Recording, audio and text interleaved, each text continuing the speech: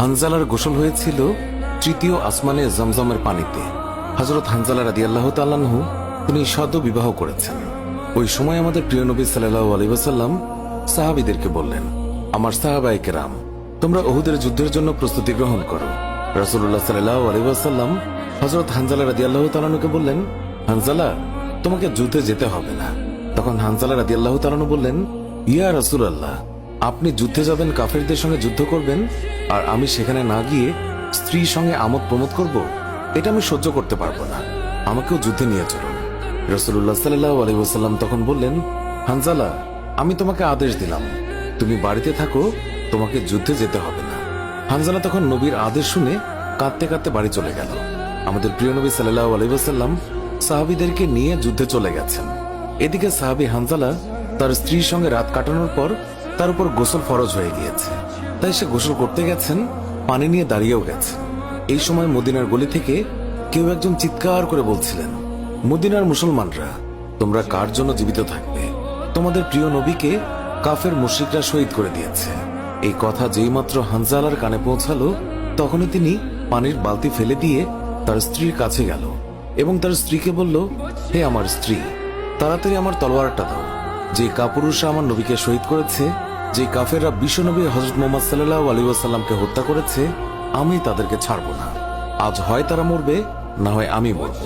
যে দুনিয়ায় নবী নেই, সেই দুনিয়ায় আমি বাঁচতে চাই না। দাও, আমার তলোয়ারটা দাও। তখন হানজালার স্ত্রী বললেন, আপনি আমার নবীর হত্যাকারীকে হত্যা করতে যাচ্ছেন? যান, আমি বাধা দেব না, আমার বাধা দেওয়ার অধিকার নেই। তবে আপনি দয়া করে গোসল করে পবিত্র হয়ে যান, কেননা আপনার উপর গোসল ফরজ হয়ে গিয়েছে। এছাড়াও আপনি যদি উহুদের ময়দানে শহীদ হয়েও যান, আমি কোনো দুঃখ করব না। উত্তরে হানজালা বললেন, না, যদি আমি গোসল করতে চাই, তবে আমার নবীর হত্যাকারীরা কিছু সময়ের জন্য হলেও বেঁচে থাকবে, এটা আমি হতে দিতে পারি না। আমার যেই দুনিয়ায় আমার নবী বেঁচে নেই, ওই দুনিয়ার পানি দিয়ে আমি গোসল করতে পারি না। এই বলে তিনি তলোয়ার নিয়ে চলে গেলেন। উহুদের ময়দানে তিনি অনেক কাফেরকে হত্যা করলেন। একসময় যুদ্ধ করতে করতে তিনি শহীদ হয়ে গেলেন। যুদ্ধ শেষ হয়ে গেলে আল্লাহ রাসূল সাহাবীদেরকে বললেন, হে আমার সাহাবীরা, তোমরা যাও, গিয়ে দেখো আমার যে সকল সাহাবায়ে কেরাম শহীদ হয়েছে তাদের লাশ সংগ্রহ করো এবং তাদেরকে গোসলবিহীন দাফনের ব্যবস্থা করো। সকল শহীদের লাশ এনে এক জায়গায় রাখা হচ্ছে। নবীজি গুনে দেখলেন ৬৮টি লাশ রয়েছে, ২টি লাশ নেই। একজন তার চাচা হামজা রাদিয়াল্লাহু তাআলা আনহু, আর আরেকজন হানজালা রাদিয়াল্লাহু তাআলা আনহু। অস্থির হয়ে পড়লেন নবীজি। সব সাহাবাদের পাঠালেন লাশ খোঁজার জন্য। হঠাৎ বোরখা পরা এক মহিলা এসে দাঁড়ালেন নবীজির কাছে। নবীজি তাকে চিনলেন না। মহিলা বললেন, শুনুন ইয়া রাসূলুল্লাহ, কাল আপনি একটা বিয়ে পড়িয়েছিলেন, মনে আছে? নবীজি বললেন, হ্যাঁ, আমি তো হানজালার বিয়ে পড়িয়েছি, যার বিয়ের খুশিতে আমি খুরমা খেজুর ছিটিয়েছিলাম। মহিলা বললেন, ইয়া রাসূলুল্লাহ, আমার হাতটা দেখেন, হাতের মেহেদি এখনো শুকায়নি। কাল বিকেলে বিয়ে হয়েছিল, আর রাতে উহুদের যুদ্ধের জন্য বের হয়ে যান হানজালা। ওনার উপর গোসল ফরজ হয়েছিল, কিন্তু উনি গোসল করে বের হতে পারেননি। যাওয়ার আগে শুধু বলে গেছেন, যদি বেঁচে থাকি তাহলে দেখা হবে দুনিয়ায়, আর যদি শহীদ হয়ে যাই তাহলে দেখা হবে জান্নাতে। নবীজি কাঁদছেন। মহিলা বললেন, ইয়া রাসূলুল্লাহ, শহীদের তো আপনি গোসল দেন না, আমার স্বামীকে আপনি একটু গোসল করিয়ে দেবেন। নবীজি সম্মতি প্রকাশ করার পর একজন সাহাবী দৌড়ে এসে বলল, ইয়া রাসূলুল্লাহ, হানজালাকে পাওয়া গেছে। সবাই গেলেন, গিয়ে দেখলেন সাদা কাফনের ভিতরে লাশের মাথায় পানি। নবীজি হানজালার মাথায় হাত দিলেন।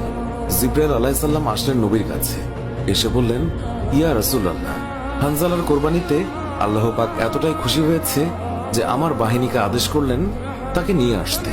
ইয়া রাসূলুল্লাহ, আমরা ফেরেশতারা তাকে তৃতীয় আসমানে নিয়ে জমজমের পানি দিয়ে গোসল করিয়েছি এবং তার শরীর থেকে যে সুগন্ধ পাচ্ছেন, এটা আল্লাহ পাকের বিশেষ খুশবু, মেশক আম্বর আতরের ঘ্রাণ। আমরাই ওনাকে কাফনের কাপড়ে আচ্ছাদিত করেছি।